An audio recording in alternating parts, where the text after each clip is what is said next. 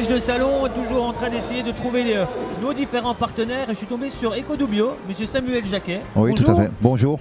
Alors Enchanté. Ecodoubio, expliquez-nous, qu'est-ce que c'est?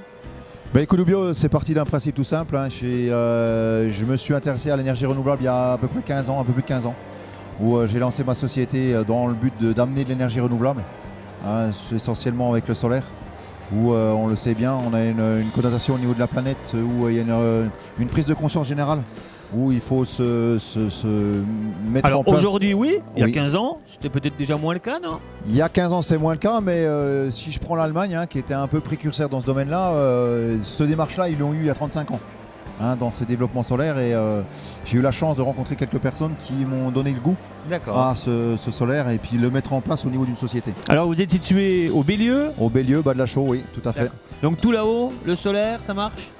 Tout le haut, je dirais que ça marche mieux puisqu'on a la chance d'avoir un peu moins de brouillard, un peu des températures basses. Qui fait qu'un panneau solaire photovoltaïque a un meilleur rendement quand il fait froid. Donc on a souvent la question par nos clients, via nos clients, de « Ah bah tiens, ça va pas marcher parce qu'il fait froid », c'est des questions d'il y a 15 ans. Il fait trop froid, ça marche pas, au contraire, ça marche mieux quand il fait froid. Certes, en l'hiver, on a des plus courtes journées, mais en l'efficacité, on est meilleur. Oui. Donc vous êtes sur le... Alors pas que le solaire, hein, les pompes à chaleur, vous êtes Exactement, sur... exactement, les pompes à chaleur, les ballons thermodynamiques. On fait aussi de la couverture en même temps des projets solaires, c'est-à-dire que quand on vient mettre une installation, pour dire, on a plus de 700 installations en suivi à distance depuis nos locaux. Ah oui, donc vous avez une bonne, pour bonne expertise aujourd'hui. Voilà, bonne expertise. On a entre 50 et 100 installations qui font plus de 500 mètres carrés. Donc plus de 500 mètres carrés, plutôt dédié au monde agricole ou dédié au monde agricole, ou... de plus en plus d'industriels, de plus en plus de grandes surfaces qui viennent aussi là-dedans pour baisser leur consommation. De plus en plus, bien sûr, toujours plus de particuliers. Sachant qu'aujourd'hui, la réglementation évolue, les innovations évoluent, et ces panneaux solaires aujourd'hui, on est capable de leur mettre directement pour la consommation de la journée, ou en fait, on le renvoie à un EDF qui nous ramène si je vous parle déjà du milieu agricole, on a je prends le Comté par exemple, qui est quand même très reconnu en Franche-Comté, où ils ont un cahier des charges assez important, où il y a la traite du matin, traite du soir. C'est clair, quand on traite du matin, traite du soir, on n'est pas forcément en phase avec le soleil dans les consommations. Tout à fait. Donc c'est vrai que quand on commence à mettre beaucoup de surface, on va plutôt opter pour de la vente totale. C'est-à-dire que les agriculteurs vont faire une démarche, dire ok, je vais investir tant de surface sur mon toit, ça va me récolter tant d'argent, parce qu'il y a des aides de l'État aussi là-dessus, qui va me permettre de dire ok, je vais faire une opération.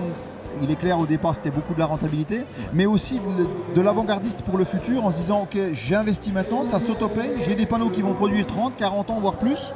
Et derrière ça, ça va leur amener et dire, ah tiens, j'aurais peut-être un tracteur électrique, j'aurais peut-être un fonctionnement un peu plus poussé de certaines machines. Je vois une pailleuse par exemple ici, tiens, ma pailleuse elle va tourner, elle va tourner comment? Essentiellement électrique. Donc ça veut dire qu'on va pouvoir dire, ok, pour quelqu'un qui a fait une installation par exemple il y a 10 ans, se dire, tiens, ce potentiel que j'ai utilisé pendant 20 ans avec un contrat, j'ai encore du potentiel qui va me permettre de descendre ma note énergétique. Alors sans avoir de mauvaises... A priori, on entend tout des fois sur les panneaux solaires, surtout sur le panneau en lui-même. Oui. Comment ça se passe? Est-ce qu'aujourd'hui on a pu évoluer sur...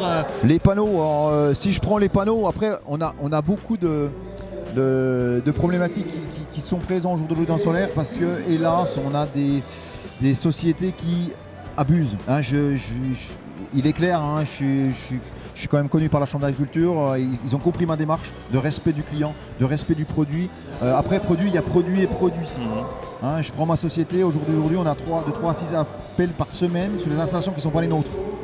Parce que ça a été vendu à bas coût, ça a été vendu à bas coût, ça a été sous-traité, pas forcément des personnes qu'il fallait. Ils oublient souvent la maintenance. Je prends tous nos clients, on a entre autres dans le monde agricole, on a des contrats de maintenance, c'est-à-dire qu'on suit l'installation, c'est-à-dire qu'on a un contrat sur 5 ans qui permet de dire ok, toutes les années on va faire de la thermographie, toutes les années on va venir nettoyer peut-être les panneaux une fois tous les 2 ans, une fois tous les 5 ans, pour amener un choix stratégique et intelligent au client.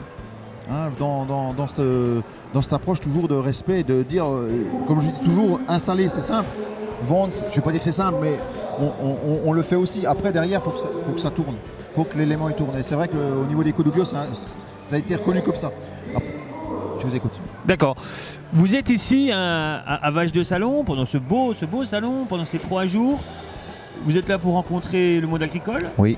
Peut-être les citoyens? Oui. Vous êtes là pour vous faire connaître? Oui. Faire connaître, comme je disais tout à l'heure, j'ai eu la terre de chez nous, qui a eu la chance, qui sont venus me voir tout à l'heure, on me dit on vous connaît bien, on vous connaît bien. Ça fait toujours plaisir. C'est vrai que j'ai le président du CER, que j'ai fait une installation chez lui. Je suis venu ici parce que c'est des clients qui m'ont demandé de venir. Parce que justement, il se faisait aussi démarcher téléphoniquement, il se faisait démarcher dans certains aspects, et il voulait choisir une démarche.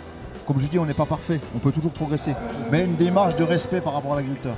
Et c'est vrai que c'est toujours plaisant en venant ici de voir, je suis venu un peu jeudi après-midi, vendredi, où je vois les agriculteurs qui passent, Samuel, bonjour, ça va bien, et quelques petites attentions qui sont toujours agréables. Encore ce matin, un client qu'on va faire au printemps, il est venu voir, il est venu avec un autre de ses confrères pour faire un autre projet.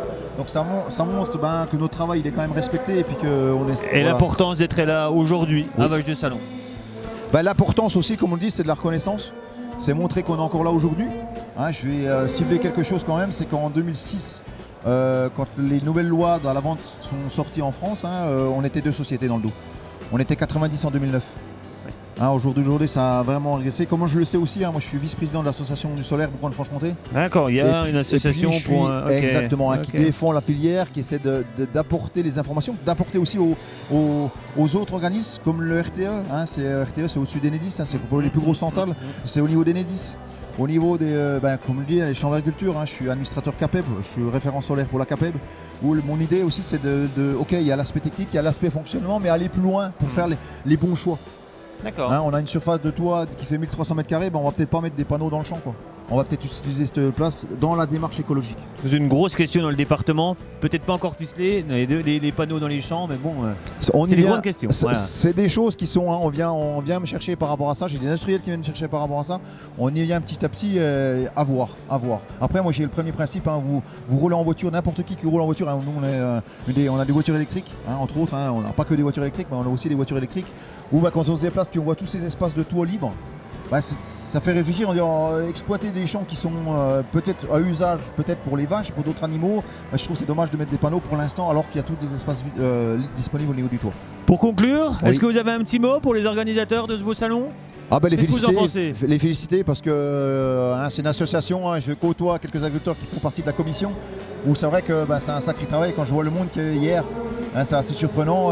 J'étais également surpris de tout au niveau des concours, l'état des vaches, à quel point elles sont nettoyées, affinées, mises en beauté, c'est assez surprenant. Donc c'était vraiment, vraiment plaisant. Merci Samuel. Merci à vous. Bon salon. Merci.